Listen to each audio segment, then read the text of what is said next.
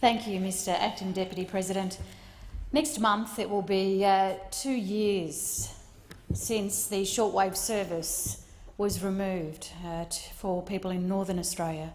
And for the people of the Northern Territory, it has been deeply felt in terms of the absolute silence of communication for our cattle stations, our ranger groups, our fishermen, fisherwomen working in the seas in the north, and also the Aboriginal communities across Northern Territory. The shortwave service is an enormously vital service. We do not have the access to telecommunications, to mobile coverage that the rest of the country has the luxury of receiving so quickly and so adequately.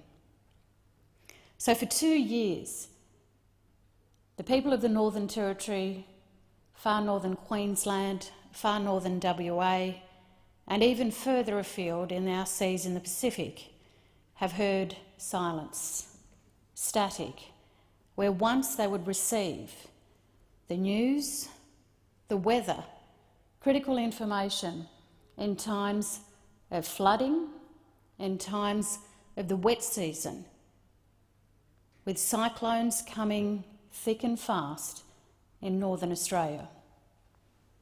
That's the critical need. It's not an essential service in terms of luxury. It's an essential service in terms of survival, to have the shortwave service flicked back on. There has been no improvement to communication since the ABC was forced to cut shortwave. We've had a Senate inquiry. We've had appeals and petitions from across the country urging the federal government to maintain funding for the ABC so that critical services like shortwave would not be cut to those Australians who desperately need to have that information. The vast service is not adequate. For people on cattle stations who go mustering, they can't take that kind of equipment on the back of their horses or on the back of their boats as they're fishing in terms of their own produce. We've had the Seafood Council of the Northern Territory. We've had the Cattlemen's Association of the Northern Territory. We've had the Amateur Fishermen's Association of the Northern Territory and the ranger groups who have pleaded continuously for nearly 2 years to switch it back on.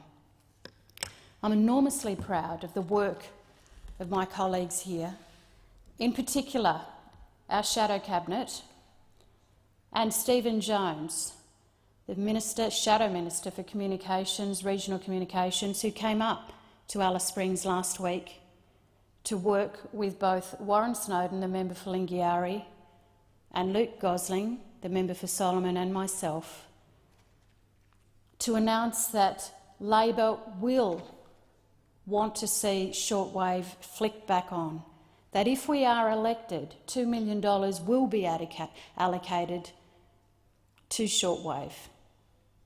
And I am enormously proud of that. And I certainly hope that that is something we can do.